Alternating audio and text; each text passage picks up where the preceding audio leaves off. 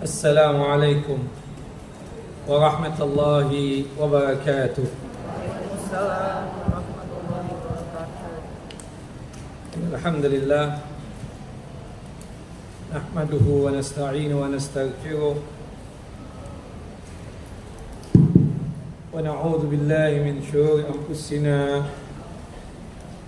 ومن سيئات أعمالنا.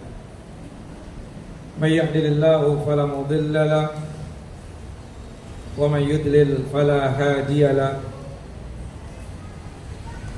أشهد أن لا إله إلا الله وحده لا شريك له وأشهد أن محمدا عبده ورسوله. ولقد قال الله تعالى في القرآن العظيم: يا أيها الذين آمنوا اتقوا الله حق تقاته ولا تموتن إلا وأنتم مسلمون. وبعد، رب اشرح لي صدري ويسر لي أمري واحلل عقدة من لساني يفقهوا قولي. اللهم انفعنا بما علمتنا وعلمنا ما ينفعنا وزدنا علما. اللهم إنا نعوذ بك من زوال نعمتك وفجأة نقمتك وتحول عافيتك وجميع سخطك. اللهم إنا نعوذ بك من جهد البلاء ودرك الشقاء وسوء القضاء والشماتة الأعداء. اللهم إنا نعوذ بك من عذاب جهنم ومن عذاب القبر ومن فتنة المحيا والممات ومن شر فتنة المسيح الدجال. Ikhwani wa akhawati fid din, a'azani wa a'azakum Allah. Bapak dan Ibu yang saya dimuliakan oleh Allah Jalla wa Ala, Majlis Ta'lim At-Tahirah yang saya dalam lindungan dan penjagaan Allah Jalla Jalaluh, melanjutkan kajian kita pembacaan kitab Tauhid, kitab yang disusun oleh Al-Allamah Al-Muhaddis Al-Faqih Muhammad bin Abdul Wahhab At-Tamimi rahimahullah rahmatan wasi'ah, yang dimana kita masuk pada bab yang kelima, yaitu bab Ad-Du'a ila Syahadah Alla ilaha illallah, bab yang menjelaskan dakwah kepada syahadat la ilaha illallah. Artinya dakwah yang utama dan pertama adalah mengenai dakwah tauhid. Kita sudah kupas tuntas tentang masalah tauhid, dan kita pun juga sudah kupas tuntas tentang lawan daripada tauhid, yaitu asyirku, menyekutukan Allahu Jalla wa Ala. Pada bab yang kelima ini, Asy-Syaikh rahimahullah rahmatan wasi'ah itu membawakan 3 dalil. 1 ayat Al-Quran, surah Yusuf, surah yang ke-12 ayat 108. Kemudian 2 hadis, pertama hadis Abdullah ibnu Abbas radhiyallahu anhuma, dan yang kedua adalah hadis Sahal bin Sa'ad radhiyallahu anhu. Disebutkan berkaitan tentang bab ini setelah kita menjelaskan kewajiban untuk bertauhid, mengesahkan Allah Jalla wa Ala dalam masalah ibadah. Kemudian kita juga sudah menjelaskan fadail at-tauhid, keutamaan tauhid. Kemudian juga kita sudah menjelaskan bahaya syirik, yang dengan ketiga hal tersebut seseorang seharusnya dapat memahami tauhid untuk dirinya sendiri. Dia sudah paham kewajiban untuk mentauhidkan Allah, kemudian dia paham tentang keutamaan tauhid, dan dia paham tentang bahaya dosa syirik. Ketiga hal tadi seharusnya kita dapat memahami tauhid untuk diri kita sendiri. Maka pada bab yang kelima ini Syekh Al-Allamah Muhammad At-Tamimi rahimahullah rahmatan wasi'ah hendak mengingatkan bahwa tauhid belumlah sempurna sampai seseorang yang bertauhid mendakwahkan tauhid tersebut kepada orang lain. Jadi Bapak Ibu, kita sudah paham tauhid, sudah mengerti tentang cara mengesahkan Allah Jalla wa'ala, dan kita pun juga sudah menjauhkan diri kita dari dosa-dosa syirik. Seharusnya konsekuensinya apa? Dakwah. Ajak manusia untuk berada di jalan Allah Jalla wa'ala. Ajak manusia itu untuk mengesahkan Allah Jalla wa'ala. Di dalam surah Al-Asr, surah ke-103, Allah Jalla wa'ala berfirman, wal asr, demi masa, demi kehidupan kalian wahai manusia, innal insana lafi khusrin, sesungguhnya manusia sungguh-sungguh dalam khusr. Khusr itu tidak hanya sekedar merugi, tapi segala hal yang berkaitan dengan yang jelek, segala hal yang sifatnya negatif, itu ada pada kata khusrun. Makanya kalau kita ingin menghinakan orang, kita cukup mengatakan anta khusran, yang dimana kata khusran itu ya di dalamnya ada kerugian, ada hal-hal yang jelek, hal-hal yang negatif, laknat Allah iya, dosa iya, ujung-ujungnya dilempar ke dalam siksa api neraka. Kebanyakan manusia seperti itu, kecuali kalau manusia itu sanggup untuk mengamalkan ayat terakhir dari surah Al-Asr tadi, illal ladzina amanu. Dia sanggup untuk beriman. Dia sanggup apa? Beriman. Iman itu apa sih, Bu? Tasdiqun bil qalbi wa nutqun bil lisan wa amalun bil jawarih. Pembenaran dari kalbu, dari hati ini, kita yakin Allah Jalla wa'ala Rabb kita, Tuhan kita. Tapi yang namanya iman tidak cukup hanya sekedar di qalbu, di hati saja. Yang namanya iman itu harus dimanifestasikan dengan lisannya dia. Makanya non muslim atau kafir kalau masuk Islam, dia harus mengucapkan apa?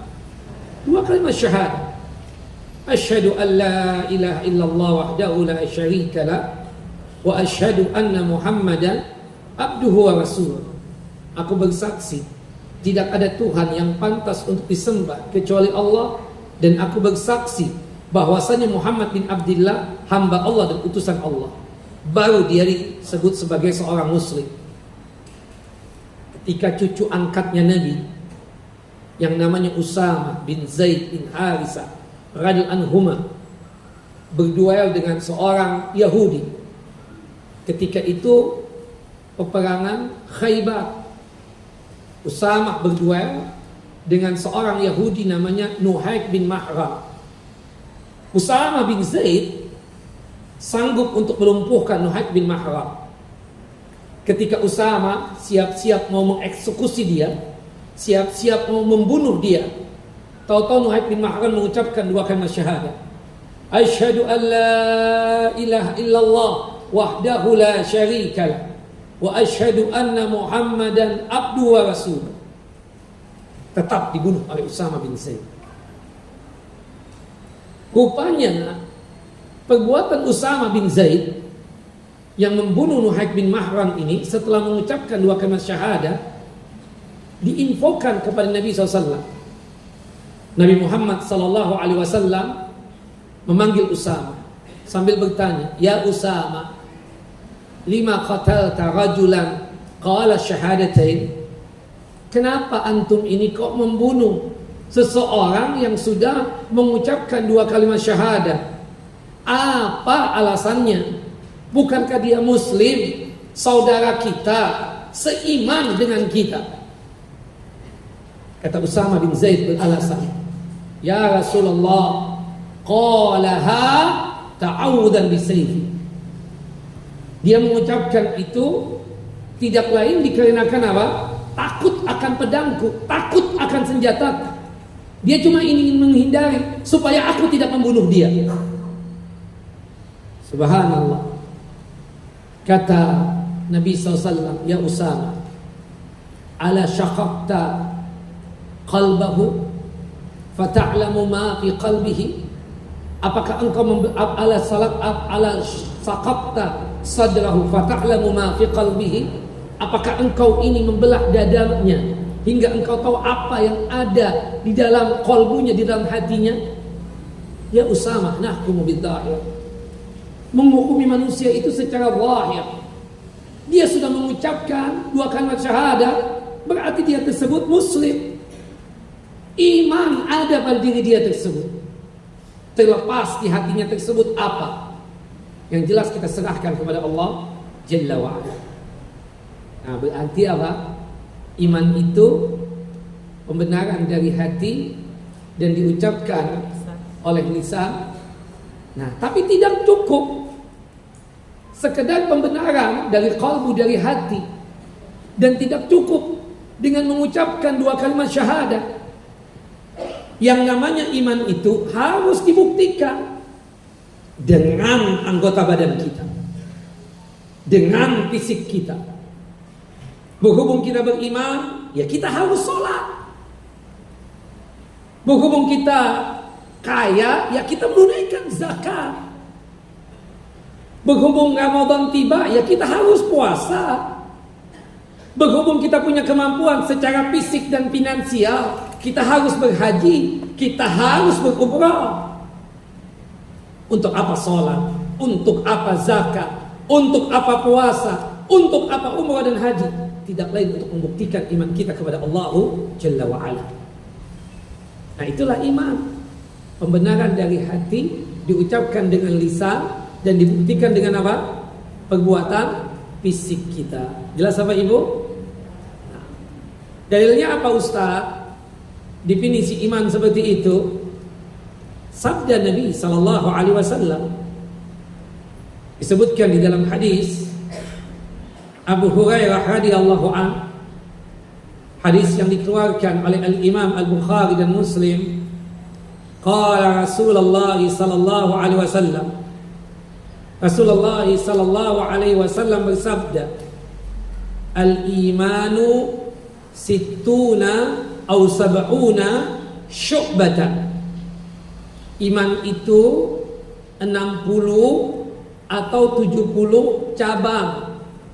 Iman itu 60 atau 70 tingkatan. A'laha, paling tingginya tingkatan keimanan tersebut apa? Qaul la ilaha illallah. Subhanallah. Jadi kalau kita ditanya iman yang paling tinggi itu apa? Tauhid.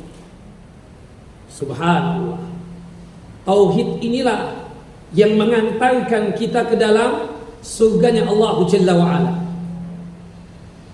Dan salah satu tanda husnul khatimah, husnul khatimah itu seseorang meninggal dalam kondisi yang baik, meninggal dalam kondisi seluruh dosa terampuni, meninggal dalam kondisi seluruh amal saleh diterima oleh Allah Jalla wa'ala.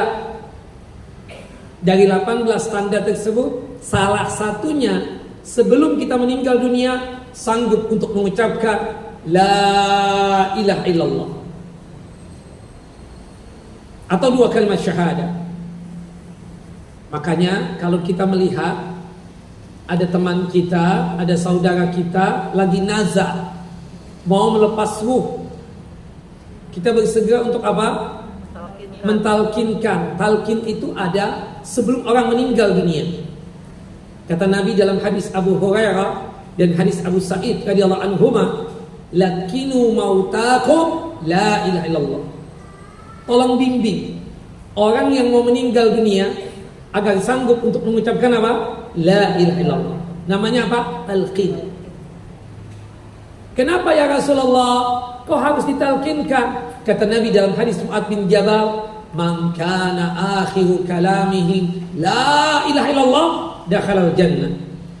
Barang siapa ucapan terakhirnya sebelum dia meninggal dunia la ilaha illallah, maka jaminan surga untuknya. Allahu Akbar. Nah, kemudian disebutkan di dalam hadis yang lain, hadis dari Anas bin Malik radhiyallahu anhu, Nabi kita Muhammad sallallahu alaihi wasallam pernah memiliki seorang khadim, pembantu, asisten rumah tangga, seorang laki-laki yang beragama Yahudi. Ketika sang pembantu ini sakit, sebagai wujud majikan yang baik, Nabi Muhammad membesuknya, menjenguknya.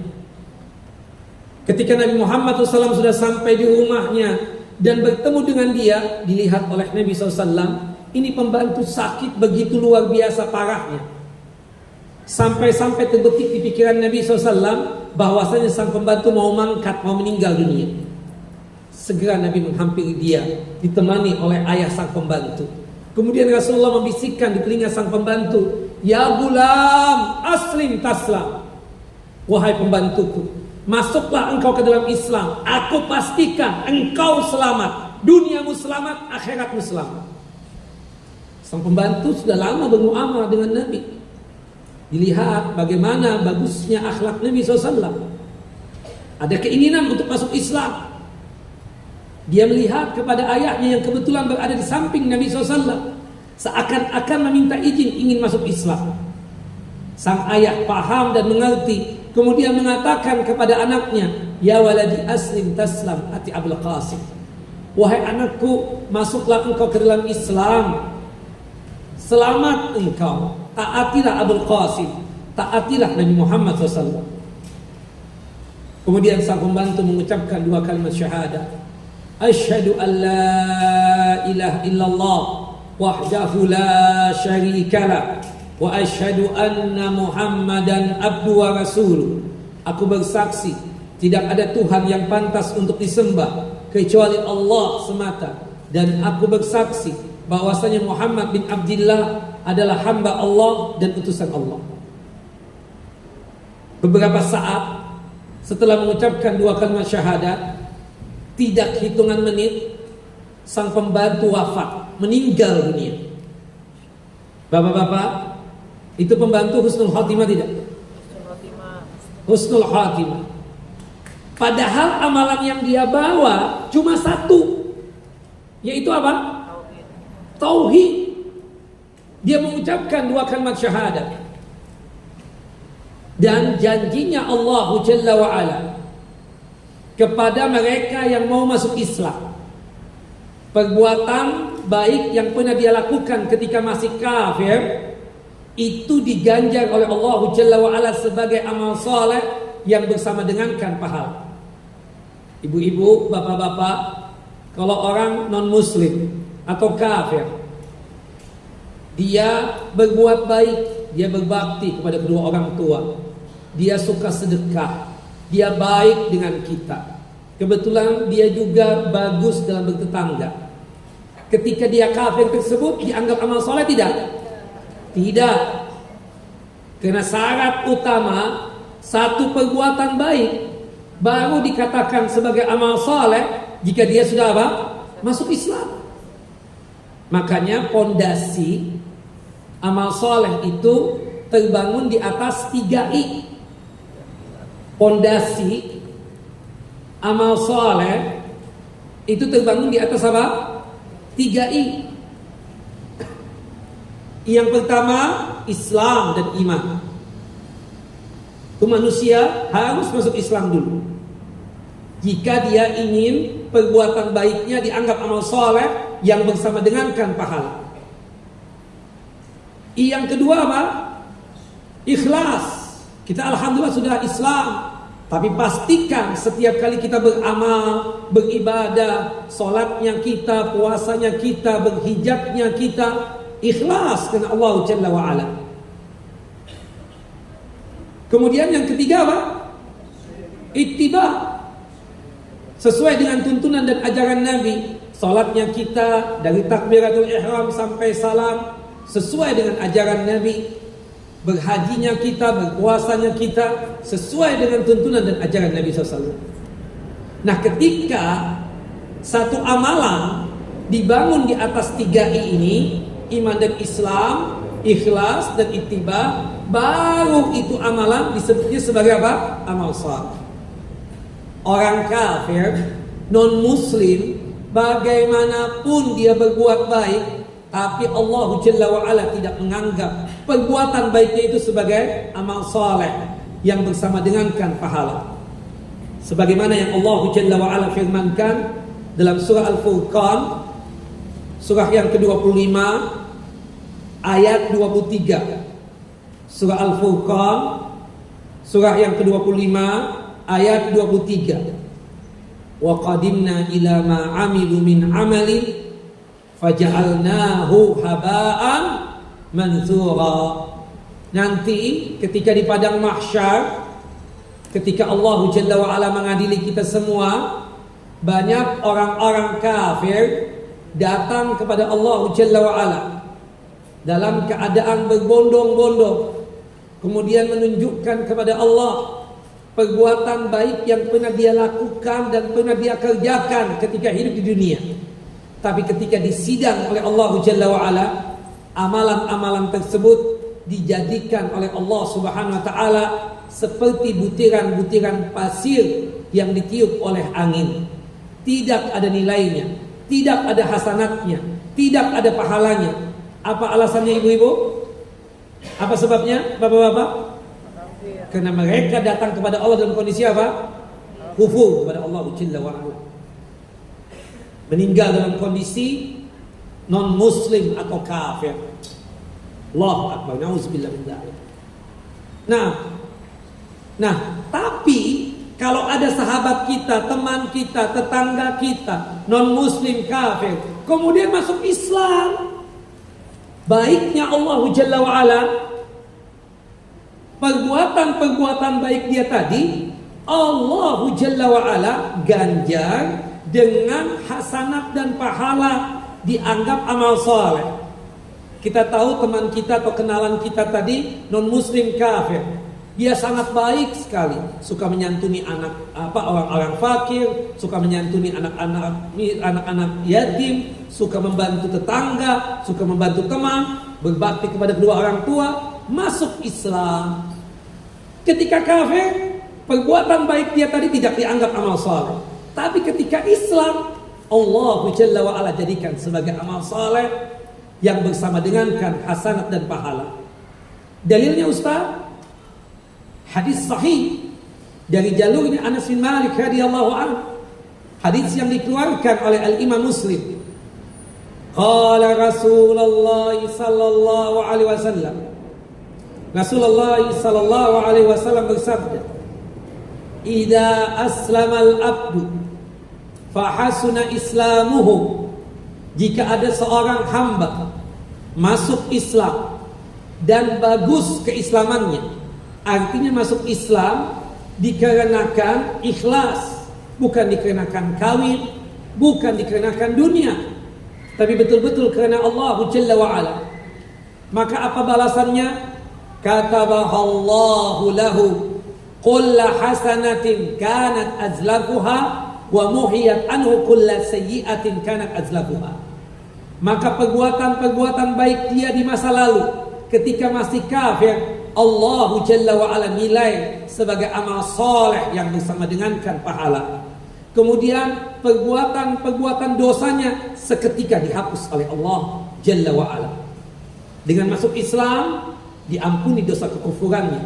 Dengan masuk Islam diampuni dosa kesyirikannya. Dengan masuk Islam diampuni seluruh dosa dan maksiatnya yang lain. Nah, termasuk tadi pembantunya Nabi Sallallahu Alaihi Wasallam. Makanya ketika sang pembantu meninggal dunia, Rasulullah tersenyum, wajah berseri-seri, bahagia betul. Saking bahagianya Nabi SAW mengucapkan tahmid, pujian kepada Allah Jalla wa'ala. Alhamdulillah alladzi anqadhahu minan nar. Segala puja-puji hanya milik Allah Jalla wa'ala yang telah menyelamatkan pembantuku dari siksa api neraka. Berarti dia muslim, berarti dia masuk surga. Illal ladzina amanu. Iman ya. Iman tadi paling tingginya apa? Tauhid. Paling rendahnya keimanan apa? Imatatul adza anit thariq. Menyingkirkan gangguan yang ada di jalanan. Kita memang bukan ya petugas di masjid ini. Kita bukan office boy-nya. Ya, tapi ketika ada sampah dan kebetulan kita lewati, kita ambil tuh sampah, kita pungut tuh sampah, kita letakkan di tong sampah. Oh, iman yang bicara itu. Subhanallah. Kita punya mobil, kita punya motor. Ketika parkir, kita pikir-pikir, ini kalau ana parkir di depan masjid, orang bisa lewat atau tidak? Subhanallah. Kalau orang berpikir seperti itu, menunjukkan dia ada apa? Ada iman. Tapi ketika dia tersebut memarkir mobilnya, memarkir sepeda motornya sembarangan, tidak peduli, yang penting anak bisa parkir. Orang mau bisa lewat, gak bisa lewat, bukan urusan anak. Berarti dia belum menjalankan keimanan. Hatta masalah lampu merah. Bapak, Ibu, kita udah mengaji nih. Sudah mengaji. Iman itu dikuatkan, tauhid itu dikuatkan. Hatta masalah lampu merah. Merah, ya, lampu lalu lintas itu. Merah berhenti. Kuning hati-hati. Hijau jalan. Subhanallah. Merah berhenti. Subhanallah.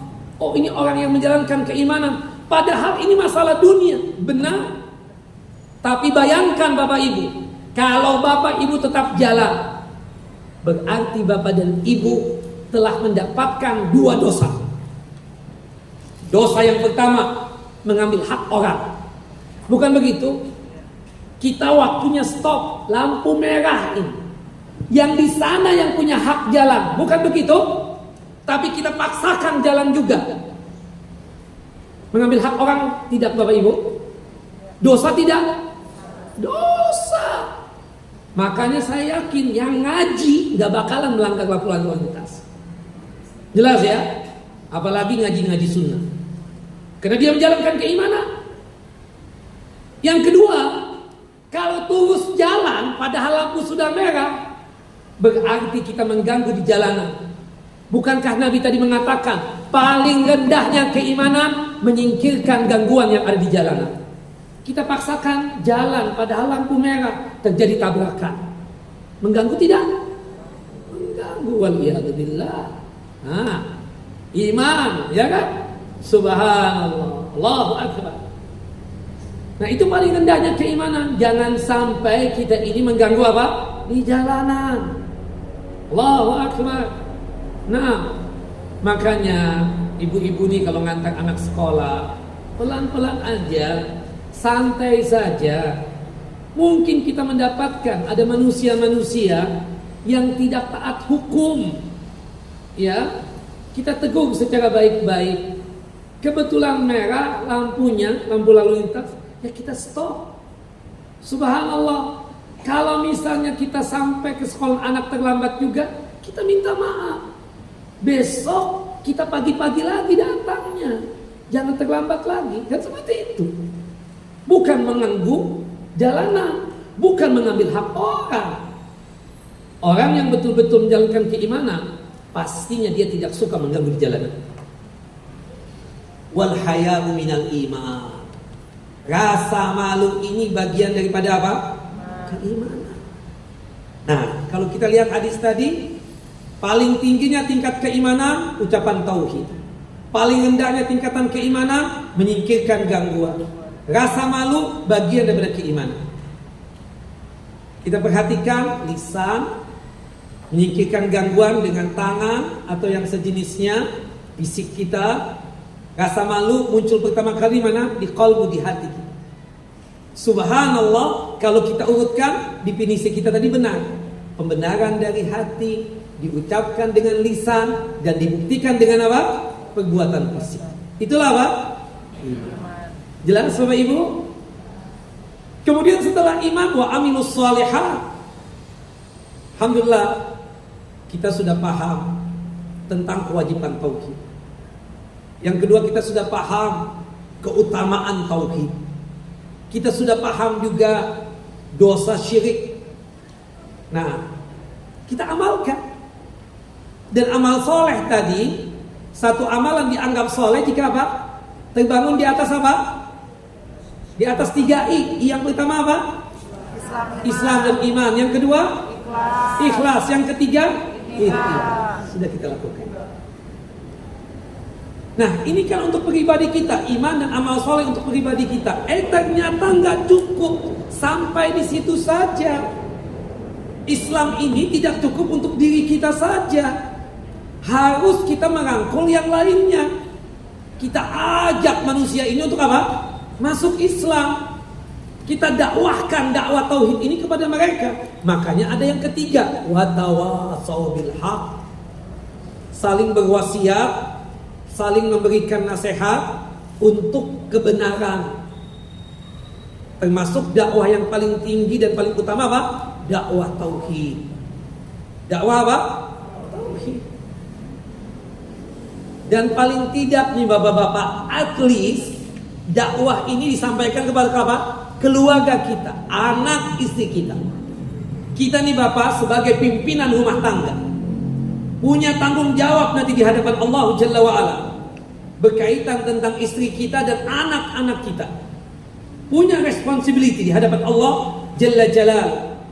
Makanya kata Nabi kita Muhammad sallallahu alaihi wasallam untuk kita yang laki-laki ini, kullukum ra'in wa kullukum mas'ulun an ra'iyati.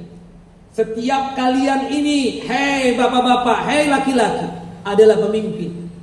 Dan apa yang kalian pimpin tersebut kelak akan bertanggungjawabkan di hadapan Allah Jalla wa'ala. Termasuk tentang kondisi anak istri kita.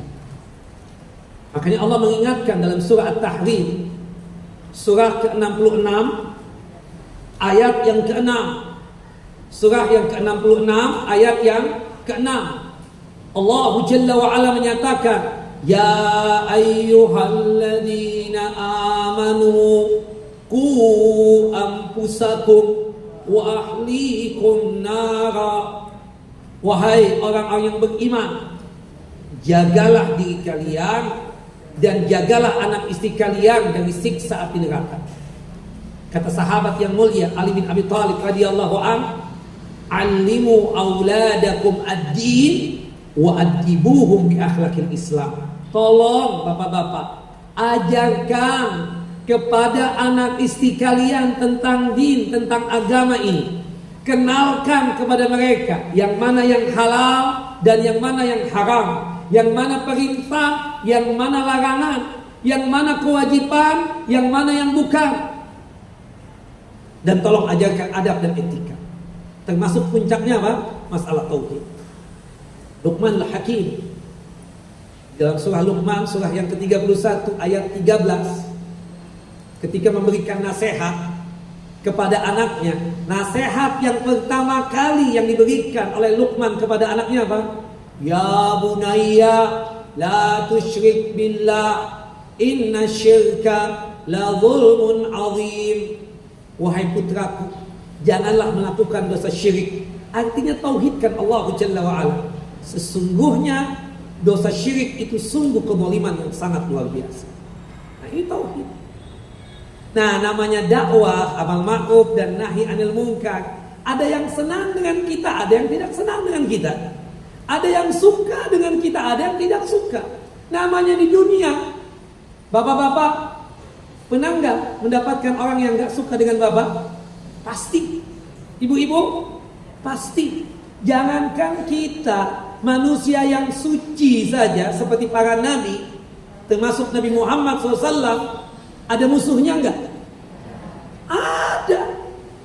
Ya, ada Abu Jahal, Amr bin Hisham, ada Abu Lahab, pamannya sendiri.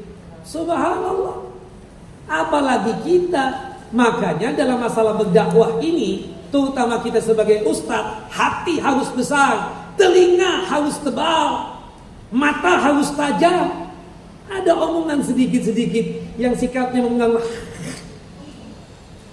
Don't care, gak peduli. Yang penting yang kita sampaikan adalah al-haq, yang datang dari Allah dan dari Nabi sallallahu alaihi wasallam. Subhanallah. Kayak pakai hijab kita seperti ini ya ibu-ibu ya. Subhanallah, dulu ada orang ninja lewat. Astagfirullahaladzim. Kalau kita baperan, gak jalan ini dakwah. Subhanallah, jenggotan. Subhanallah. Ya. Ada kambing di sini. Astagfirullahaladzim. Kita celana kita di atas mata kaki. Kebanjiran Pak. Astagfirullahaladzim. Kalau kita baperan, gak jalan sehari-hari. Kita nggak peduli dengan omongan manusia. Kita tidak peduli dengan celaan manusia. Subhanallah, kita kuat hati ini. Kita ingin ridhonya Allah Jalla wa'ala. Kita ingin apa? Ridhonya Allah Jalla wa'ala. Jangan suka mencari ridhonya manusia. Kalau kita suka mencari ridhonya manusia, habislah kita. Belum tentu nih orang yang kita cari ridhonya itu, kita berbuat riya, sum'ah, atau mencari ridhonya dia, belum tentu dia lebih baik di hadapan Allah Jalla wa'ala ketimbang kita. Maka sebab itu kita cari ridhonya siapa? Allah Jalla wa'ala. Yang penting kita ini selalu berada di atas kebenaran. Yang penting orang yang menyukai kita ini adalah orang yang betul-betul seiman dengan kita, setauhid dengan kita, seakidah dengan kita, yang betul-betul ya mendukung dakwah Allah dan Rasulnya ini. Subhanallah, Allahu Akbar. Makanya Nabi kita Muhammad SAW diingatkan oleh Allah Jalla wa'ala untuk fokus terhadap dakwah ini. Disebutkan dalam surah Yusuf, surah ke-108 ya. Dan ketika kita mendapatkan satu musibah dalam dakwah itu apa? Wa tawassaw bis sabr. Bersabar. Sabar itu ada 3, bukan begitu? Sabar dalam menjalankan ketaatan, sabar untuk meninggalkan maksiat, dan sabar ketika apa? Diuji. Ya, sabar. Dan sabar itu tanpa batas. Nanti insya Allah pada bab yang keberapa? 35 apa 36 ada tentang masalah apa? Kesabaran. Insya Allah. Nah, dalil yang pertama yang dibawakan oleh Syekh di sini, surah Yusuf, surah yang ke-12 ayat 108. Qul hadhihi sabili ad'u ilallahi ala basiratin ana wa man ittaba'ani wa subhanallahi wa ma ana minal musyrikin.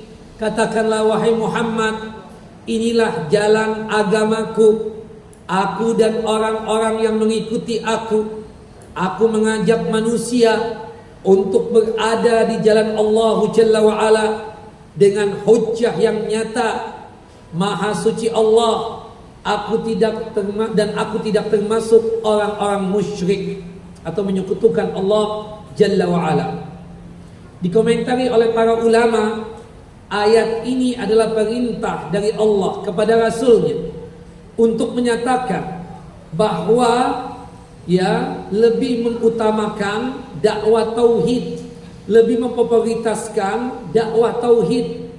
Ya, dan dakwah tauhid ini adalah dakwah yang pertama kali yang diterapkan oleh para anbiya atau para nabi, sebagaimana yang disebutkan di dalam hujjah dan dalil, ya, di antaranya dalam surah An-Nahl, surah yang ke-16 ayat 36, yang dimana Allah Jalla wa'ala berfirman, wa laqad ba'asna fi kulli ummatin rasula an i'budullah wajtanibut tagut. Sungguh kami telah mengutus di setiap umat seorang rasul, dan rasul itu mendakwai umatnya pertama kali, wahai umatku, ya, esakanlah Allah dalam masalah ibadah, tauhidkanlah Allah dalam masalah ibadah, sembahlah Allah semata, dan jauhkanlah diri kalian dari perbuatan syirik. Dakwahnya sama, la ilaha illallah, dari Nabi Adam sampai Nabi Muhammad sallallahu alaihi wasallam. Padahal di zaman Nabi Adam belum ada kesyirikan. Kapan terjadinya kesyirikan pertama kali? Di zaman Nabi siapa? Nabi Nuh alaihissalam, setelah 10 generasi. Nah, maka oleh sebab itu, meskipun kita sudah Islam, Tapi banyak nggak Bapak Ibu yang belum memahami tauhid ini? Setiap hari dia mengucapkan la ilaha illallah. Bersamaan dengan itu, di hari yang sama dia datang ke kuburan, cari wangsit, bertawassul dengan ahli kubur, berdoa dengan ahli kubur. Banyak nggak yang begitu? Setiap hari mengucapkan la ilaha illallah. Bersamaan dengan itu dia datang ke dukun, peramal atau paranormal. Banyak nggak yang begitu? Setiap hari dia mengucapkan la ilaha illallah. Bersamaan dengan itu masih saja punya keyakinan berkaitan dengan hal-hal yang gaib atau hal-hal yang dianggap keramat atau hal-hal yang dianggap gak masuk akal. Banyak nggak yang begitu? Banyak nggak yang melakukan tatayum, menganggap sial akan sesuatu hal? Subhanallah Pak, habis kajian kita safar ya, jangan hari ini Ustaz. Emang kenapa? Sial Selasa. Ada nggak yang begitu? Kemarin bulan Safar, ini kan Rabiul Awal sekarang. Jarang kan kawinan Bu? Dapat undangan kawinan enggak? Kenapa orang kok takut banget bikin acara di bulan Safar? Kenapa? Oh celaka nanti. Na'udzubillah min dzalik.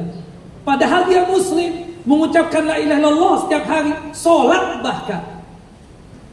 Subhanallah. Makanya dakwah tauhid ini harus lebih ditekankan. Allahu akbar. Nah, makanya kepada teman-teman yang dekat banget, apalagi subhanallah ada teman tentara. Ustaz, nasihat antum apa? Ana diutus ke sini. Ana takut mati, Ustaz. Antum pertama, antum menjaga perbatasan. Pahalanya besar. Pahalanya besar. Ketika antum sholat di perbatasan tersebut untuk menjaga keamanan negeri ini, sebagaimana disebutkan di dalam satu hadis yang sahih, sholatnya antum itu pahalanya terus mengalir sampai hari kiamat, meskipun antum sudah meninggal dunia.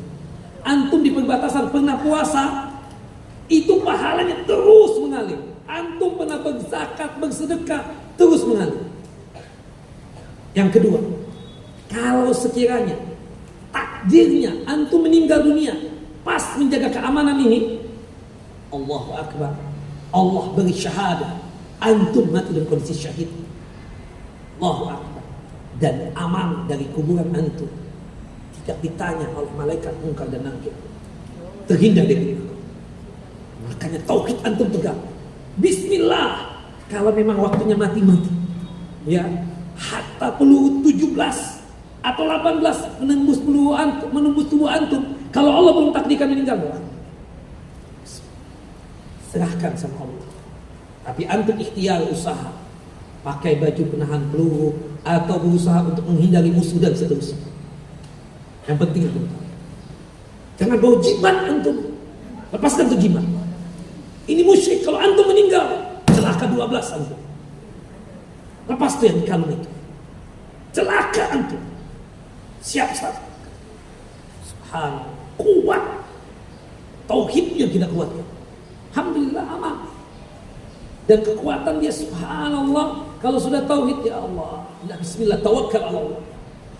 Keluarga ditinggalkan, nasihatkan tentang masalah tauhid. Ya, insyaallah doakan, ada Allah, ada Allah.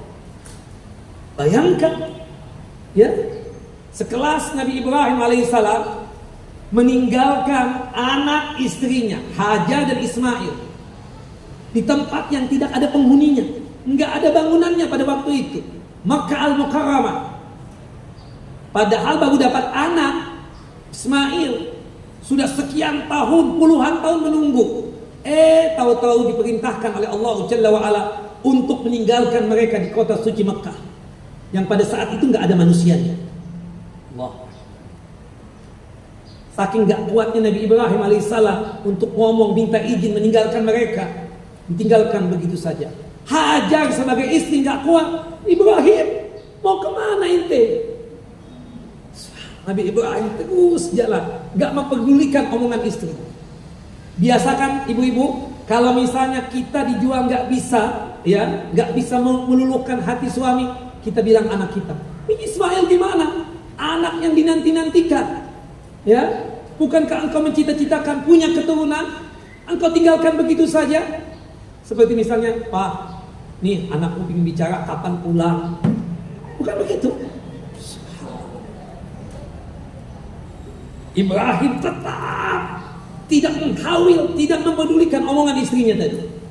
Sampai akhirnya akal sehatnya Hajar muncul, kemudian mengatakan dengan keimanan yang sangat kokoh, tauhid yang sangat tinggi, Allahu amaraka bihada. Apakah Allah yang memerintahkan engkau seperti itu? Ibrahim baru menengok, melihat sambil meneteskan air mata. Allahu amarani bihada. Allah yang memerintahkan aku seperti ini. Wallahi demi Allah, aku enggak kuat meninggalkan kamu dan anakku di sini. Tapi karena Allah yang memerintahkan, aku yakin Allah yang akan jaga. Kata Hajar apa? Tinggalkan kami berdua. Innallaha la yudayyi'ana abadan. Sesungguhnya Allah tidak bakalan menyia-nyiakan. Nah itu nasihat ya. Kalau ada teman mau kemana gitu, mantapkan baik. Ustaz, anak takut mati, Ustaz. Khalas, insyaallah. Kalau memang bertugasnya antum mati, ditembak oleh ya musuh, insyaallah syahid. Dan antum aman di kuburan antum. Ya, terhindar dari fitnah kubur. Kemudian juga pahala antum ketika antum di perbatasan itu menjaga keamanan, pahalanya terus mengalir sampai hari kiamat, terus ya mengucur hatta antum sudah meninggal dunia. Mantapkan hati antum kepada Allah Jalla wa Ala. Jimat-jimat semuanya dibuang. Siap. Allah. Alhamdulillah. Kembali lagi ke Jakarta aman. Alhamdulillah, Ustaz, aman Ustaz, alhamdulillah. Pak, kalau mati waktunya mati dimanapun kita bisa mati. Tapi kan yang penting kita sudah ada persiapan tauhid. Makanya dakwah yang utama itu apa? Tauhid. Ini yang akan menguatkan kita semua. Kita berani, kita ya takut dan seterusnya. Kenapa orang tuh berani banget? Karena tauhid dia yakin. Allahu Akbar tiap hari kita ucapkan. Yang paling besar itu hanya Allah. Yang maha besar itu hanya Allah. Yang lainnya kecil. Bukan begitu? Allahu Akbar. Hajat bin Yusuf. Kita pernah ceritakan zolimnya orang pada zaman itu. Ya, sampai-sampai kata Al-Hafidh Al-Zahabi, kalau sekiranya dibawakan ya penguasa kafir yang zalim, masih kalah jauh dengan Hajat bin Yusuf ini. Hajat bin Yusuf ini kalau sudah nyiksa orang sabar banget, sedikit-sedikit. Subhanallah. Dicongkel dulu mata. Sakit, kata Hajat bin Yusuf. Sakit banget. Oh, tambah. Mana gunting? Dipotong telinganya. Sakit banget.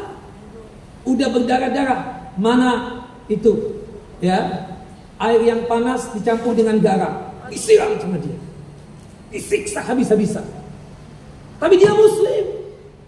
Dia punya jasa besar. Salah satu jasanya apa? Ibu tahu huruf hijaiyah itu? Ba, ta, ta, ada titik-titiknya itu. Jim, kha, bisa membedakan. Dal, zal.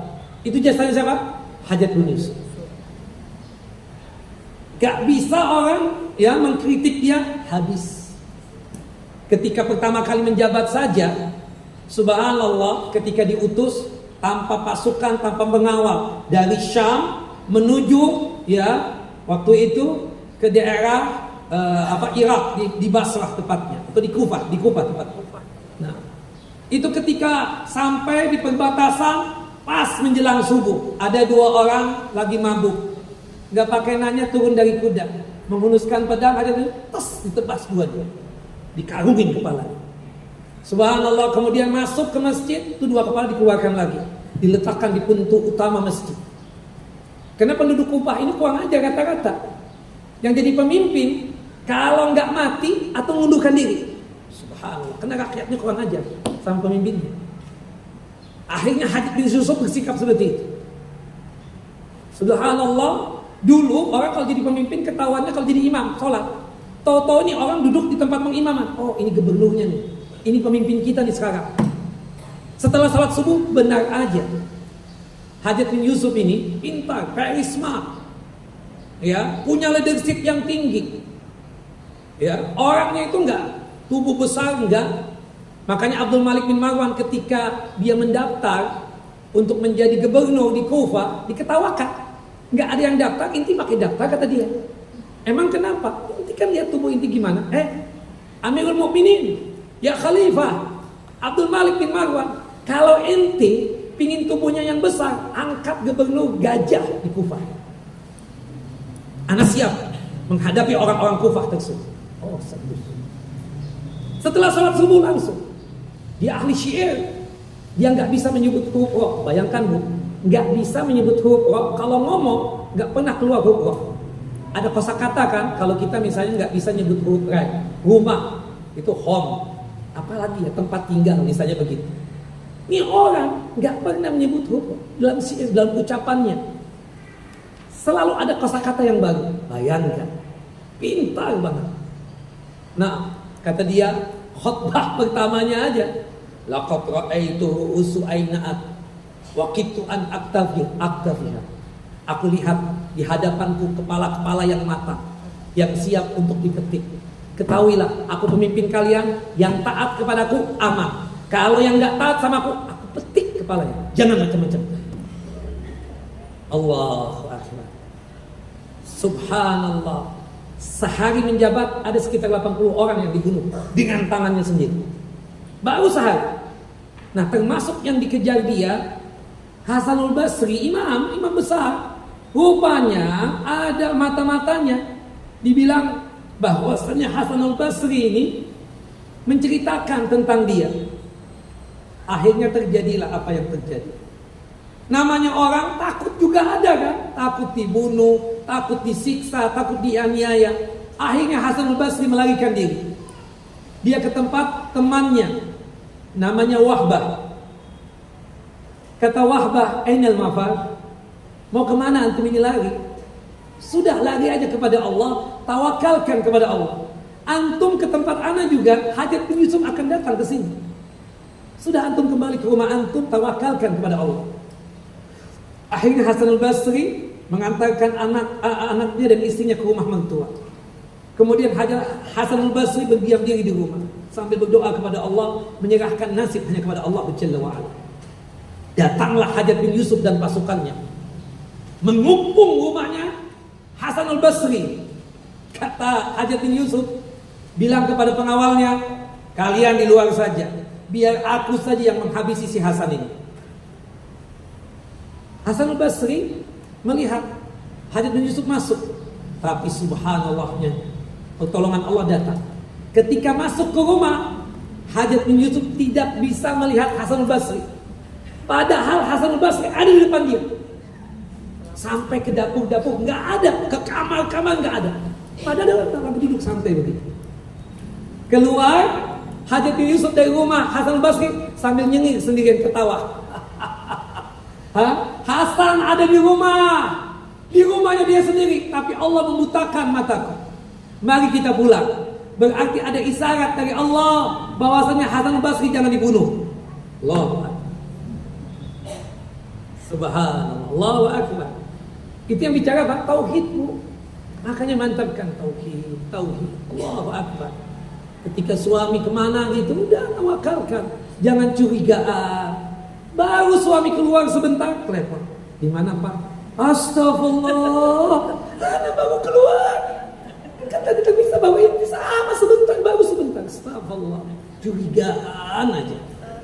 Allahu Akbar, jangan bu. Akhirnya kejadian benar nanti sama suami ya. Jangan, hati-hati. Nah, itulah dakwah tauhid ya. Yang pertama kali yang diterapkan.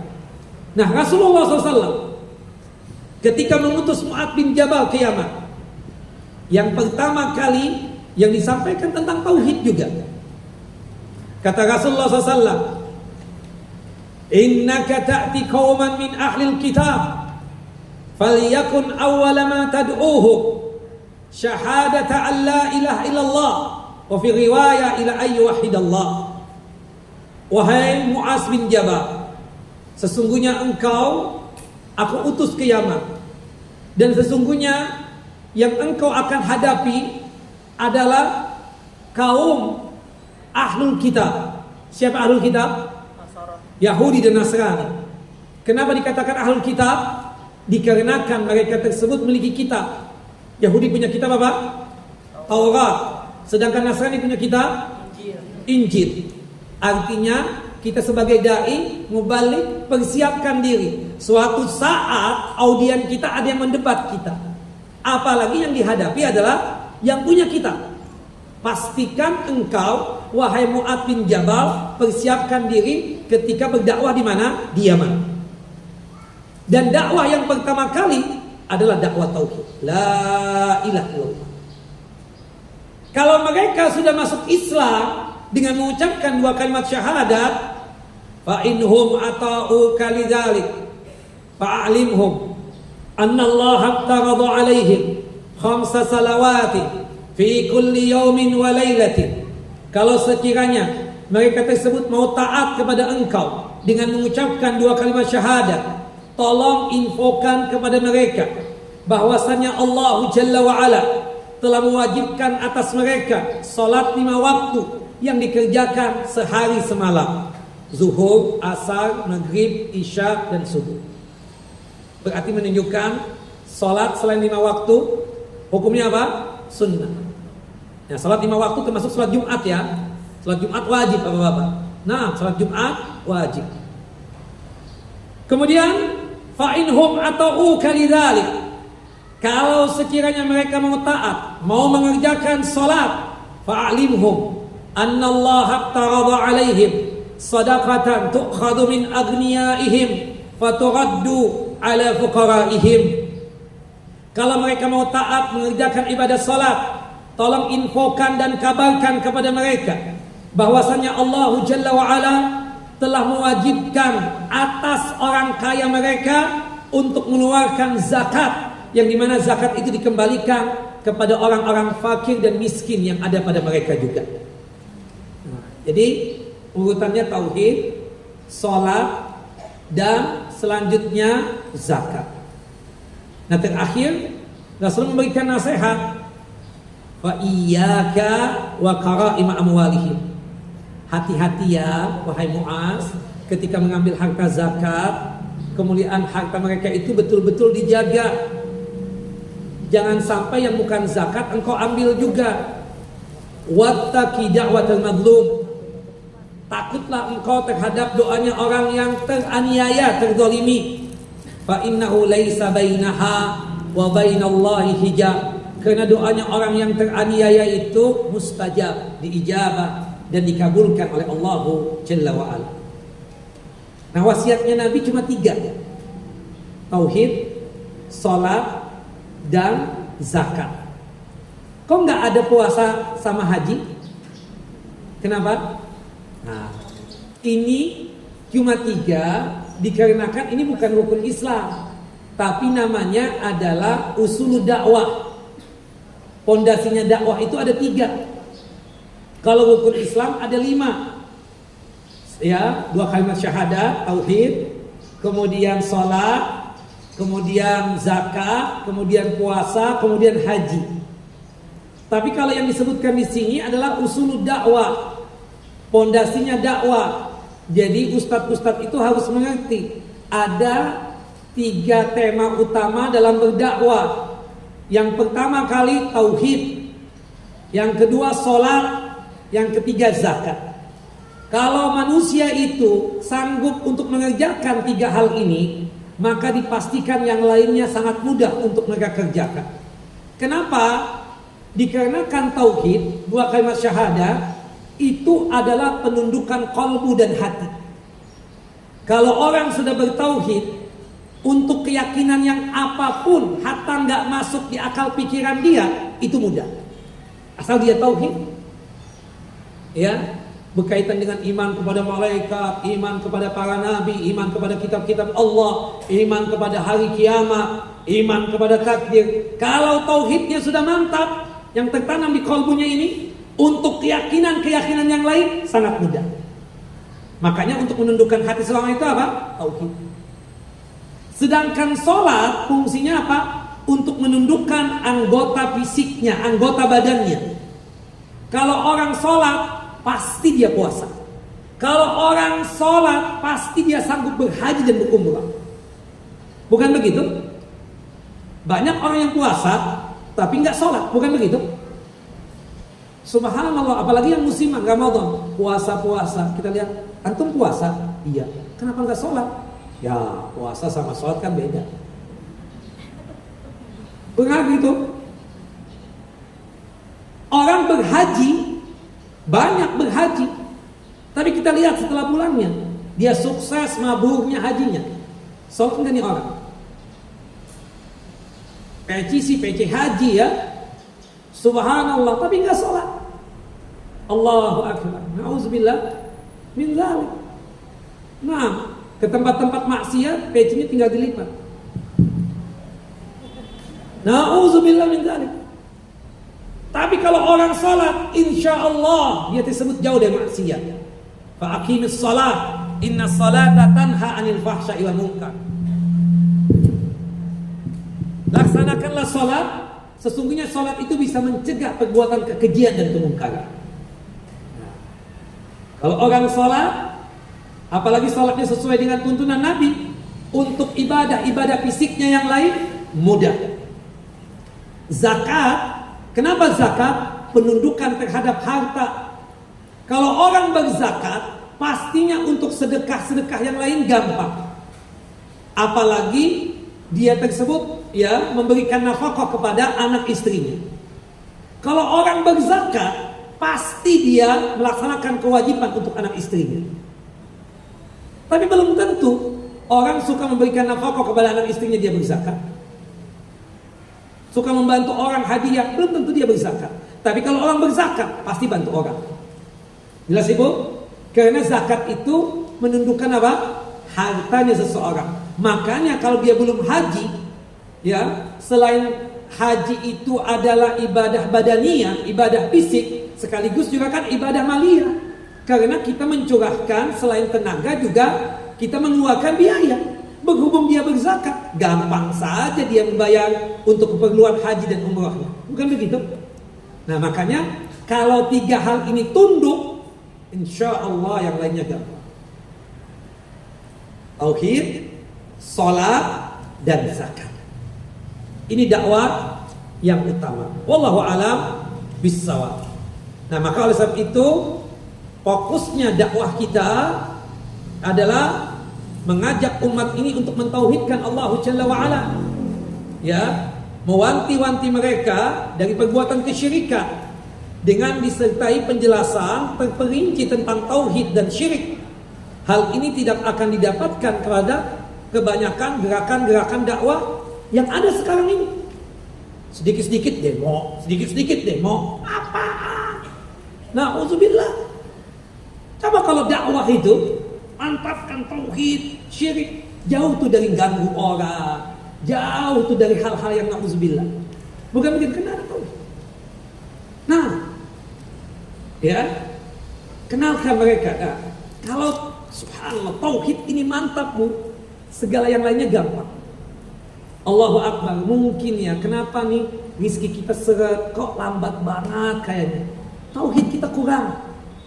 Kenapa ya? Kok Anda punya cita-cita kok kayak gagal terus ini lagi? Bapak masih syirik Pak, masih suka pakai jimat, masih percaya tuh dengan dukun. Itu yang mengakibatkan Allah memperlambat antum menjadi orang kaya. Bukan begitu ibu-ibu? Coba kalau orang bertauhid, rasa takut yang utama hanya kepada Allah, rasa berharapnya dia yang utama hanya kepada Allah, ya. Kemudian berkaitan dengan cinta utamanya hanya kepada Allah. Nah disitulah ketika dia mengangkat tangan, apapun yang diinginkan, subhanallah, mudah untuk dia dapatkan. Tauhid, mantapkan tauhid.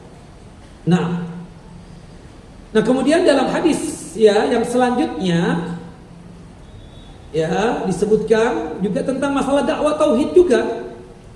Ya, dikatakan di dalam hadis Sahal bin Sa'ad, ya, yang dimana Rasulullah SAW mengangkat Ali bin Abi Thalib pada saat peperangan Khaybar. Kata Nabi SAW, la u'tiyanna rayata gadan rajulan yuhibbullaha wa rasulahu wa yuhibbuhullahu wa rasuluhu yaftahullahu ala yadayhi. Esok pagi setelah salat subuh, sungguh aku akan serahkan bendera panji peperangan. Kan kalau berperang itu pasti ada panji peperangannya itu. Makanya dalam satu negara itu pasti ada benderanya kan. Nah itu untuk menegaskan ya kita ini siapa ya, seperti itu. Yang dimana seseorang laki-laki itu sangat mencintai Allah dan sangat mencintai Rasulullah, dan Allah pun mencintai dia, Rasul pun mencintai dia. Allah Jalla wa Ala memberikan kemenangan kepada kita melalui kedua tangannya. Subhanallah. Malam suntuk para sahabat gak bisa tidur, berharap dia yang dikasihkan. Kata Umar bin Khattab, wallahi demi Allah, tidak pernah aku punya ambisi dalam kepemimpinan, gak pernah aku punya ambisi untuk menjadi ini menjadi itu. Tapi untuk hal yang ini aku punya ambisi yang keras. Aku pingin besok Rasulullah yang menunjuk aku menjadi pemimpinnya dalam peperangan Khaybar. Subhanallah. Kenapa? Sudah ada label. Ini orang yang akan diangkat besok ini jadi komandannya adalah seorang komandan yang dipastikan dia cinta kepada Allah dan Rasulnya, dan Allah dan Rasulnya sangat mencintai dia. Allahu Akbar. Ketika habis salat subuh, Umar bin Khattab sengaja berdiri, lihat-lihat begitu, agar Rasulullah pandangannya ke dia. Rasulullah enggak menegur, enggak juga menoleh ke Umar bin Khattab, sampai Rasulullah mengatakan, "Aina Ali bin Abi Thalib?" Mana Ali bin Abi Thalib? Kata para sahabat ridwanullah ajma'in, ya Rasulullah, ya asabahu ya ar-rumam, dia sedang sakit mata ya Rasulullah. Subhanallah. Ya, waram, sakit mata, kedua matanya sedang sakit. Kemudian Rasulullah mengatakan, tolong jemput Ali di rumahnya. Ya, tolong jemput Ali ke rumahnya. Dijemputlah Ali bin Abi Thalib. Kemudian setelah itu Ali dihadapkan kepada Nabi SAW. Kemudian Rasulullah SAW berludah di tangannya. Kemudian diusapkan di mana? Di matanya Ali bin Abi Thalib. Seketika matanya Ali bin Abi Thalib sembuh. Dan kata Ali bin Abi Thalib, seakan-akan aku gak pernah sakit mata sebelumnya. Allahu Akbar. Itu khusus Nabi Muhammad. Jangan coba-coba. Ustaz minta ludahnya Ustaz. Bau bu, bau. Enggak. Itu khusus siapa? Rasulullah. Karena tubuhnya Rasulullah, peluhnya Rasulullah, ludahnya Rasulullah diberkahi oleh Allah Jalla wa Ala. Makanya para sahabat ridwanullah ajma'in memperebutkan bekas airnya Nabi SAW, bekas air mandinya, bekas wudunya, bekas minumnya. Itu khusus siapa? Rasulullah. Adapun kita Ustaz, ya subhanallah, siapapun dia ya, nggak ada keberkahan. Ibu rebutkan yang ada bau doang, bau banget nih ya, begitu. Astagfirullahaladzim, nggak ada syirik bu ya, hati-hati. Subhanallah, pakai diobatin model begitu. Ini khusus siapa? Rasulullah. Sekali lagi khusus siapa? Rasulullah Sallallahu Alaihi Wasallam. Rasulullah pernah ya ketika kekurangan makanan pada waktu itu, ada sedikit susu ya, ada bubur ya. Kemudian Rasulullah mengatakan kepada Abu Hurairah, ya cukup enggak ya Rasulullah, makanan sedikit, udah biar aku yang pegang. Suruh mereka masuk semua ke masjid, dikasih makanan susu tersebut, nggak habis, bahkan ada yang nambah, nggak habis. Allahu Akbar. Pernah juga Rasulullah ketika habis air, kata Rasulullah, siapa yang punya air sedikit? Waktu itu Safar, ana ya Rasulullah, coba bawa air ke sini, letakkan di ember. Rasulullah pegang tangan di air tersebut, yang ada di ember sedikit, yang ada di ember, dan ada sedikit air diangkat. Kemudian air mengucur begitu derasnya. Tawaddu bismillah. Silakan kalian berwudu dari air yang keluar dari jari jemariku ini. Dan sebelum berwudu bacalah bismillah. Sekali lagi itu khusus siapa? Rasulullah. Enggak ada. Subhanallah, Ustaz bisa terbang. Enggak ada. Itu pasti apa? Sihir. Jelas ya? Ada namanya karamah. Karamah itu kita katakan tanpa sepengetahuan dia. Seperti yang terjadi dengan Ali bin Abi Thalib ketika peperangan Khaybar. Itu ya kita katakan bentengnya Yahudi Khaybar itu luar biasa, kekal dan kokohnya. Itu pintunya saja kalau digerek atau diangkat itu 50 atau 60 orang.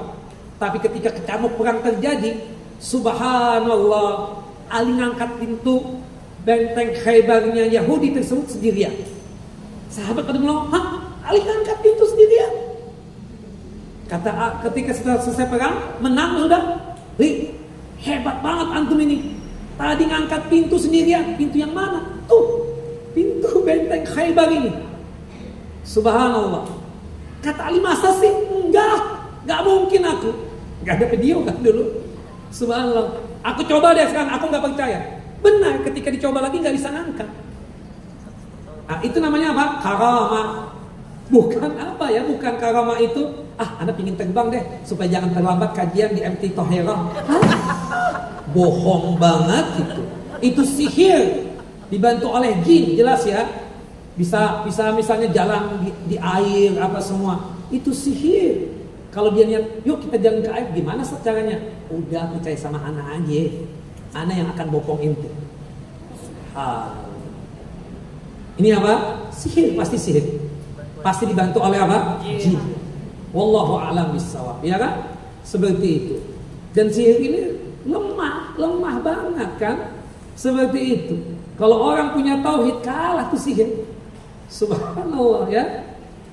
Nanti kalau kita misalnya nggak ada tauhid, nggak ada lagi tuh olahraga ya kan? Menang terus kita perlombaan. Ya kan? Misalnya main bola, udah pakai sihir aja gitu. Bolanya kita tendang dari sini, terbang masuk. Bisa kan? Tapi kan kalah juga. Nggak ada kan yang begitu. Pasti harus latihan, harus ini dan semuanya. Subhanallah. Ya, apalagi yang berkaitan dengan yang macam-macam. Apa pernah Nabi SAW itu berperang menggunakan sesuatu, misalnya terbang Nabi? Nggak ada kan? Nggak ada. Nah, jadi kita katakan bahwasannya hal yang seperti itu berkaitan tentang apa yang di tubuh Nabi berkah. Dan yang terjadi dengan sebagian orang itu namanya karamah tanpa disadari. Tanpa apa? Disadari. Wallahu a'lam. Bukan disadari. Aku pingin terbang, aku pingin naik ke atas ini, enggak. Itu tanpa apa? Disadari. Wallahu a'lam bissawab. Seperti kasusnya siapa tadi? Hasanul Basri. Selamat. Itu kena karamah kan? Hasan Basri sudah tegang nih. Udah tawakal sama Allah, mati di hari ini kira-kira begitu deh. Tapi subhanallah ketika masuk ke rumah tuh Hadrat bin Yusuf nggak lihat Hasanul Basri. Itu namanya apa? Karamah. Wallahu a'lam bissawab. Jelas Bu? Jadi jangan mau ya Bu, kalau dikasih ini minta air. Minta sama Allah. Bukan minta sama ustaz. Apalagi ustaznya pakai jualan lagi.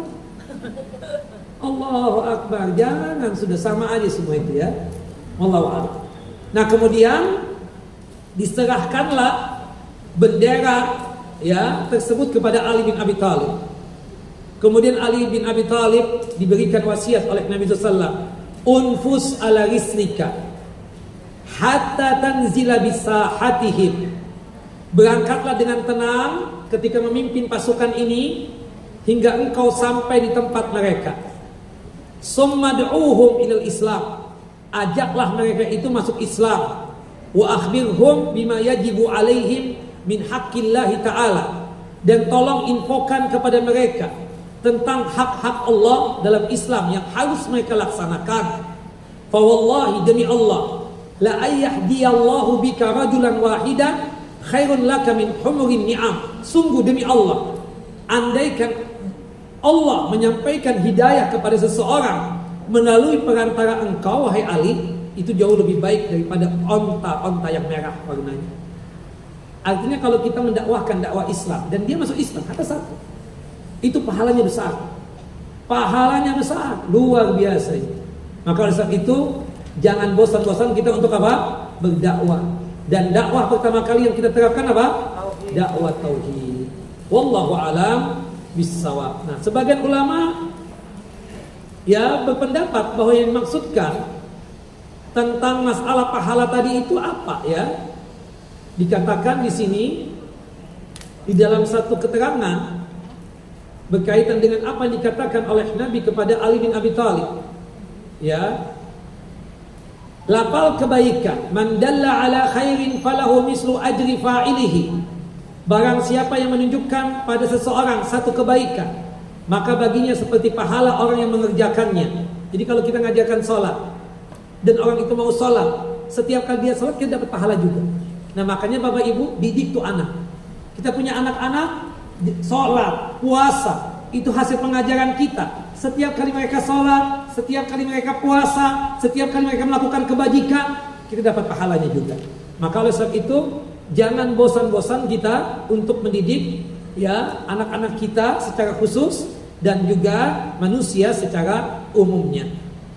Dalam hadis itu kita mengetahui akan kebenaran dan kemuliaan Nabi Muhammad SAW, karena semua pahala umatnya juga kembali kepada Nabi Muhammad SAW. Karena semua kebaikan yang mengajarkannya adalah Nabi Muhammad SAW. Guru kita siapa? Nabi Muhammad.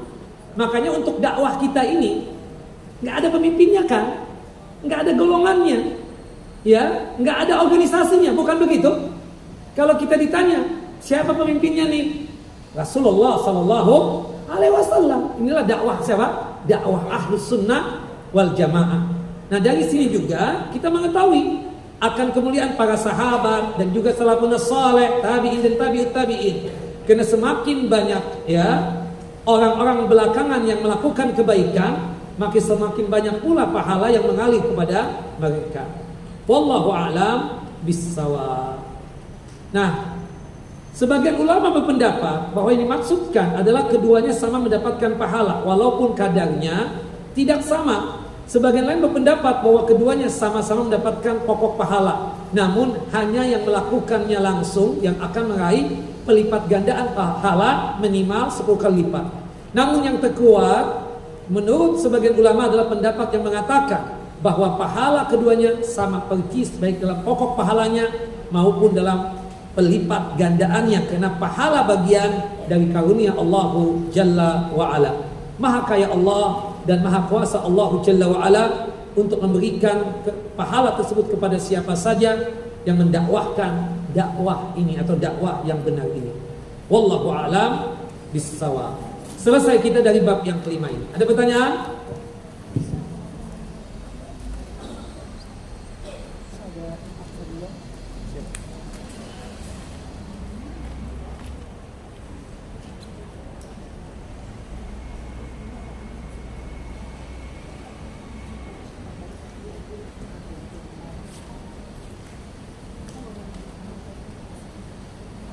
Ustaz, agar kita bisa meninggal dalam keadaan husnul khatimah, bagaimana caranya?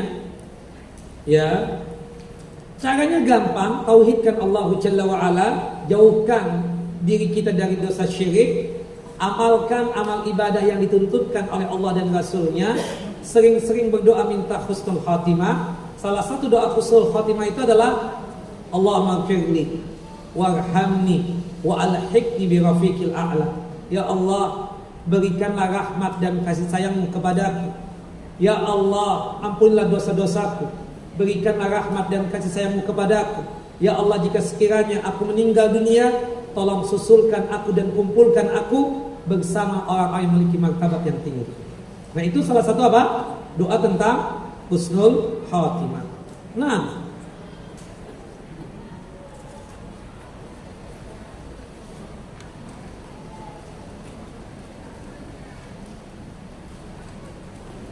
Ustaz, apakah Allah mengampuni dosa syirik yang pernah kita lakukan? Sebelum kita meninggal dunia bertaubat, taubatan nasuha, diampuni enggak dosa syirik? Diampuni. Yang disebut dengan syirik yang tidak diampuni apa, Bu? Syirik besar yang dibawa mati. Syirik besar yang dibawa mati. Sebagaimana yang Allah firmankan dalam surah An-Nisa, surah yang keempat, ayat 48 dan ayat 116. Wallahu a'lam bissawab. Jadi kalau kita pernah berbuat syirik, sekarang ini bertaubat taubatan nasuha, diampuni sebagaimana yang Allah Jalla wa ala firmankan dalam surah Az-Zumar ayat 53. Wallahu a'lam.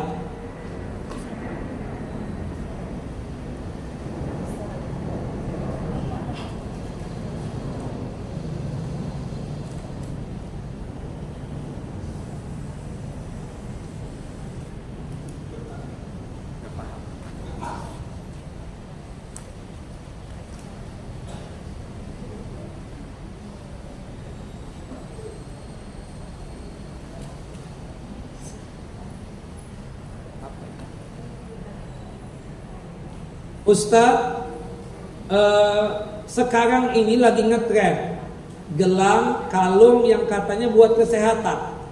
Apakah percaya dengan benda-benda yang katanya bisa mengobati penyakit sebagaimana yang saya jelaskan tadi, termasuk perbuatan syirik? Terbukti enggak sih batu geok mengangkat penyakit kanker misalnya, atau menyangkat penyakit COVID? Enggak ada kan? Percaya begitu, Allahu Akbar. Syirik ya, yang pakai jimat, ya itu syirik. Buang itu. Kata Nabi SAW, ketika ada sahabat yang pakai gelang, ya dari kuningan, ya dari apa? Maksudnya dari apa namanya, kuningan ya, benar ya? Apa namanya, tembaga yang kuning itu? Benar ya, kuningan ya namanya. Nah itu Rasulullah mengatakan, inziha, tolong lepas ini. Kalau enggak, kamu celaka nanti. Kecuali kalau kamu ingin mati dalam kondisi su'ul khotimah. Dilepas oleh dia dan dilempar oleh Nabi Sallallahu. Kata sahabat tersebut, udah manfaatkan emasnya atau kuningannya tersebut ya, kali dimanfaatkan buat apa, dijual? Enggak, aku sesuatu yang sudah dilempar oleh Nabi, aku enggak bakal mau ya ambil. Artinya apa? Rasulullah menjaga umatnya kan. Nanti kita belajar gitu berkaitan tentang masalah orang yang menjadikan jimat-jimat tadi, entah kalung, entah itu gelang atau yang lain sebagainya. Nah, apalagi laki-laki. Laki-laki itu kalau toh dia tersebut nggak punya keyakinan macam-macam terhadap kalung dan gelang itu, dia dosa juga. Kenapa? Karena gelang dan kalung itu pakaian siapa? Perempuan, ibu-ibu. Apalagi kalau dia punya keyakinan macam-macam. Tuh kalung bisa mencegah mara bahaya misalnya. Oh, syirik kita katakan ya. Lepas ya keyakinan-keyakinan seperti itu, lepas dari kita. Kita yang punya keyakinan yang kuat hanya kepada siapa? Allahu Jalla wa Ala. Sudah, kalau kita sakit, ikhtiarnya apa? Datang ke dokter, ya, minta nasihat dokter, minta kepada ahlinya, bukan kepada batu tadi, gelang tadi. Allahu a'lam bissawab ya. Ya, Senin harga naik, kan begitu kan iklannya? Allahu Akbar, Allahu Akbar. Cepat beli, terbatas barangnya. Senin harga naik, Allahu Akbar. Nah itu kadang, astagfirullahaladzim. Nah, yang seperti itu kita katakan ya termasuk kesyirikan. Waktu zaman Covid juga kan ada yang pakai kalung begitu-begitu. Mana ada sembuh juga. Yang ada musyrik iya. Allahu a'lam bissawab.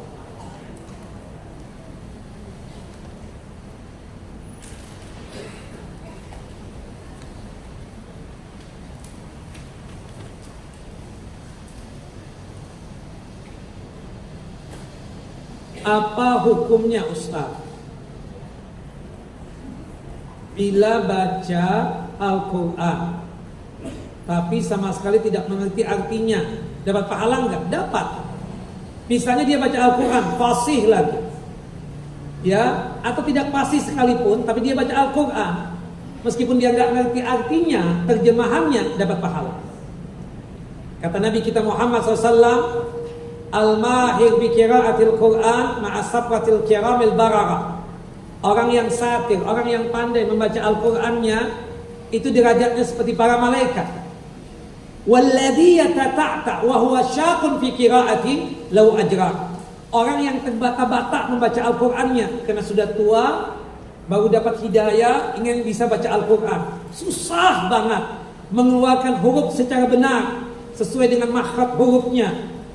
Tidak mengapa, terus Bapak baca Al-Quran, terus Ibu pelajari Al-Quran sampai betul-betul fasih. Ketika kita membaca Al-Quran dalam kondisi yang berat betul untuk mengeluarkan huruf Al-Quran secara benar, kita dapat pahala 2 kali. Pahala yang pertama karena baca Al-Quran, dan pahala yang kedua adalah pahala dikarenakan keinginan kita untuk bisa membaca Al-Quran. Dan kata Nabi SAW, satu hurufnya Al-Quran itu berapa kebaikan? 10 kebaikan. Ketika kita membaca alif lam mim, ya itu kan 3 huruf. Ma aqulu alif lam mim harfun. Aku tidak mengatakan alif lam mim itu 1 huruf. Walakin alifun harfun, lamun harfun, mimun harfun. Alif 1 huruf, lam 1 huruf, mim 1 huruf. Sekedar kita membaca alif lam mim secara tulus ikhlas, 30 pahala yang kita dapatkan. Bayangkan Bapak Ibu, kalau sehari 1 juz kita membaca Al-Quran, berjuta-juta pahala yang kita dapatkan. Jelas ya? Subhanallah. Cuma masalahnya ibu-ibu lebih aktif di handphone ya. Makanya ada seorang syekh ditanya, "Ya syekh, bagaimana kondisi para sahabat dulu ketika membaca Al-Quran?" Kondisi mereka, kata syekh tersebut, seperti kalian zaman sekarang pegang handphone. Baru bangun tidur, pegang handphone. Sebelum tidur, pegang handphone lagi. Handphone ketinggalan, marah-marah. Kayak ada sesuatu yang hilang, kayaknya ruhnya di handphone. Nauzubillah min dzalik. Baca Al-Quran Bapak Ibu, apalagi kondisi kita sudah pada tua begini. Kita ingin apa? Al-Quran itu memberikan syafaat buat kita, pembelaan di hadapan Allah Jalla wa'ala. Nah, yang belum bisa membaca Al-Quran, belajar. Yang sudah bisa baca Al-Quran dengan tahsin dan tajwid, tingkatkan. Paling tidak dalam masalah tafsirnya. Wallahu a'lam bishawab. Nah, apabila orang sakit masuk ICU, tidak boleh ditungguin keluarganya dan meninggal tanpa ditalkinkan, apakah si mayit suul khotimah? Tidaklah. Bisa jadi dia tersebut misalnya ya, di ICU orang yang Masya Allah paham, ngaji di MT Tahirah, dah ngerti tentang tauhid. Ketika dia sendirian, dia selalu mengingat Allah Jalla wa'ala. Sering dia membaca Ya Hayyu Ya Qayyum bi rahmatika astaghits aslih li sya'ni kullah wa la talqilni ila nafsi tarbata aini. Kemudian dia paham juga doa untuk husnul khatimah, Allahumma ighfirli warhamni wa alhiqni bi rafiqil a'la. Insyaallah dia baca la ilaha illallah. Jelas ya? Jadi tidak mesti kita katakan orang yang sendirian meninggal dunia pasti suul khatimah. Enggak. Kita enggak tahu. Jangan-jangan dia sendirian mengucapkan la ilaha illallah sudah. Tidak mesti harus ditalkinkan kan? Seperti itu. Tidak mesti harus ditalkinkan. Cuma kalau kita melihat ada orang yang nazar atau perkiraan kita nih orang mau meninggal dunia, langsung kita bimbing. Om, ucapkan Om la ilaha illallah. Saya bimbing la ilaha illallah. Kemudian dia mengucapkan la ilaha illallah. Cukup 1 kali saja Bapak Ibu. Jangan diulang-ulang. Cukup 1 kali saja. Kalau takdirnya dia meninggal, insya Allah dengan 1 kali dia mengucapkan la ilaha illallah sudah mewakili tadi. Tidak perlu diulang-ulangi. Ternyata takdirnya dia tidak meninggal dunia, ya sudahlah. Ya, nanti kalau nazar lagi atau dalam artian kelihatannya mau meninggal, kita talkinkan lagi seperti itu. Allahu a'lam. Ya Bu.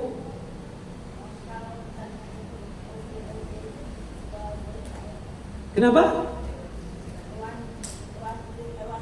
One day one juice itu Ustaz. Odos itu kan ada. One day one juice. Oh bagus. Kan kita nih sunnahnya kita menghatamkan Al-Quran kapan? Sebulan Kapan menghatamkan Al-Quran 30 juz itu? 1 bulan dalam 1 bulan 1 kali Bu.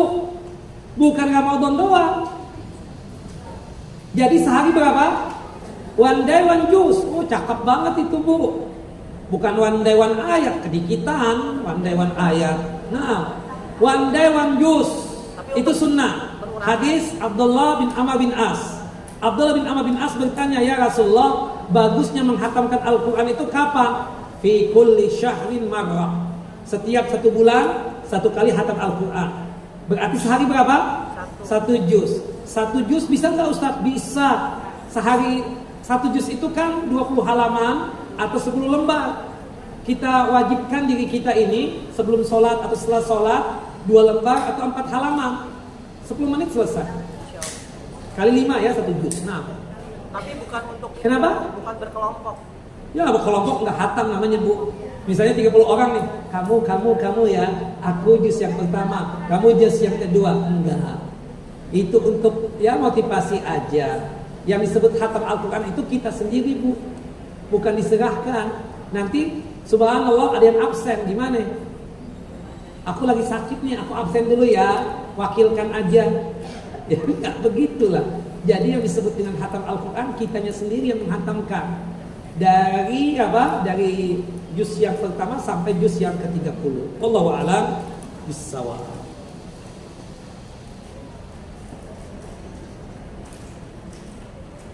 Ayah kami buta huruf. Di kampung zaman dahulu belum tidak ada pendakwah dari kecil. Saya belum pernah melihat ayah saya sholat, tapi puasa Ustaz. Tapi berzakat juga. Sholat gak pernah. Sekarang ayah saya sudah sepuh dan lumpuh, bahkan pikun, tidak bisa diajak sholat. Ya, walaupun posisi tidur, apakah masih ada ampunan Allah? Ya. Kita kasih tahu, ya. Mudah-mudahan abah udah minta ampun sama Allah dan diampuni. Yang penting tauhidnya ada kan? Seperti itu. Adapun orang yang sudah pikun, berarti dia tersebut sabihun bin majnun. Kalau dia sudah tidak ngerti lagi tentang sholat, nggak ngerti lagi tentang bacaan sholat karena pikun, maka kita katakan apa? Rufi al-qalam. Dia sama seperti orang majnun. Majnun itu apa? Gila. Yang wajib sholat itu kan Islam, balik, berakal, suci dari haid dan nifas. Dan kita doakan semoga Allah mengampuni dosa abah kita. Ya, kali kita nggak tahu, mungkin abah kita sholat. Insya Allah abah kita sudah bertaubat, taubatan nasuha. Sambil kita bisikin bah istighfar, ya seperti itu. Karena kalau pikun itu kan on and off, kadang paham, kadang tidak paham, kadang nyambung, kadang nggak nyambung. Nah kalau nyambung itu kita kasihkan info itu. Allahu a'lam. Insya Allah diampuni oleh Allahu Jalla wa'ala. Jadi yang tidak diampuni itu adalah dosa kekufuran. Non muslim kafir, ya meninggal dunia. Dia meninggal dalam kondisi beragama Nasrani, Yahudi, Bunda, Hindu, Konghucu. Nah itu jelas tuh sudah. Tempatnya di mana itu? Ya, termasuk kalau ada orang muslim meninggal dunia membawa syirik besar. Membawa apa? Syirik besar. Jadi yang disebut dengan dosa syirik yang tidak diampuni itu adalah syirik besar yang dibawa mati. Nah, orang muslim ini pun kalau syirik besar, kita baru bisa berani mengatakan ya dia tersebut dihukumi diampuni atau tidak, ya itu terserah Allah, tentunya kembali kepada Allah. Tapi pastikan kita sudah ada nasihat, sudah ada iqamatul hujjah. Adapun orang nggak ngerti, kayak tadi kasus tadi nggak ngerti saat dia suka ke kuburan saat cari wangsit, berdoa dengan ahli kubur, kuburan yang didatangi kuburan ustadz, kiai, tuan guru, tapi nggak ngerti karena ustadz yang ngajak dia, dipikir dia itu benar, padahal itu syirik. Di mana hukum di akhiratnya ustadz? Itu yang disebut dengan apa? Ya al-jahlu bil uzur. Insya Allah diampuni oleh Allah Jalla wa'ala. Hukumnya apa? Tahta masyiatillah. Dia nggak ngerti itu syirik. Seperti misalnya ada seseorang nggak tahu, misalnya di gelas ini misalnya ternyata wine, ya atau khamar. Dia main minum aja. Dosa nggak dia? Tidak. Atau dia nggak ngerti bahwasanya wine itu atau khamar itu haram. Dosa besar kalau minum, tapi nggak ngerti. Dosa enggak. Nah dia berdosa kalau sudah tahu. Maka oleh sebab itu kita dakwahkan. Dakwah Islam ini termasuk masalah tauhid, termasuk hukum-hukum yang lainnya, termasuk kepada orang tua kita. Orang tua kita banyak yang nggak ngerti tentang masalah tauhid. Dia muslim, tapi bersamaan dengan itu masih suka datang ke tempat-tempat yang dianggap keramat, waliyadzubillah. Ya, kayak misalnya di antara ibu-ibu ini masih suka nggak wisata religi itu? Apa sih yang disebut dengan wisata religi itu? Ke Makkah Madinah enggak kan? Kalau Makkah Madinah oke lah. Tapi ini kan datang ke kuburan-kuburan kadang. Ya, minta kepada ahli kubur itu, waliyadzubillah. Nah itu syirik. Kalau orang berdoa kepada ahli kubur itu syirik, dan syirik apa? Syirik besar. Waliyadzubillah. Terakhir,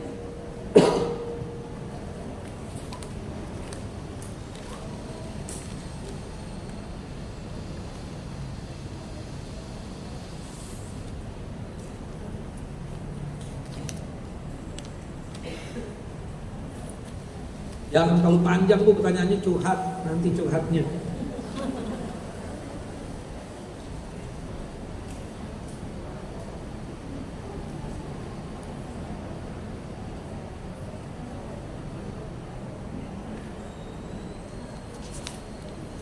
Bapak Ibu, cukup sampai di sini dulu kajian kita.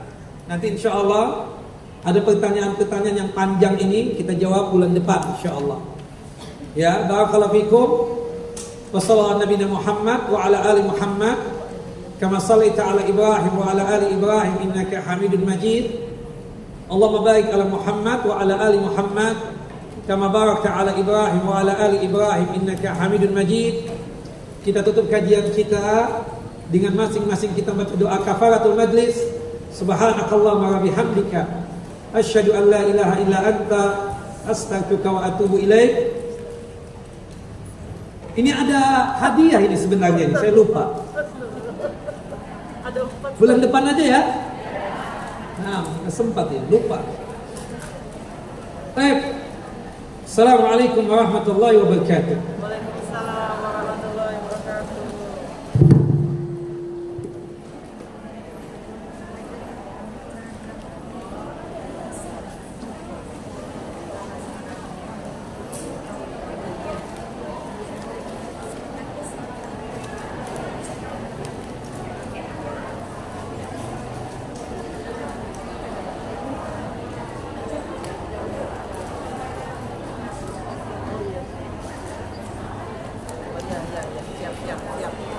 Siap. Nanti saya bilang sama Ustaz.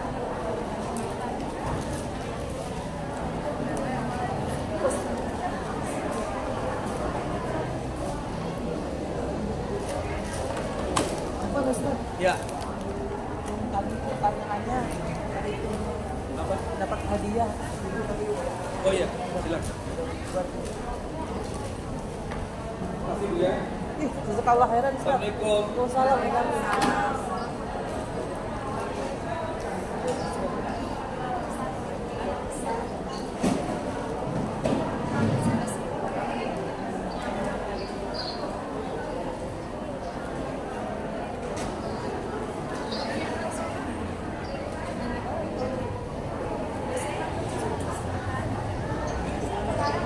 Line in.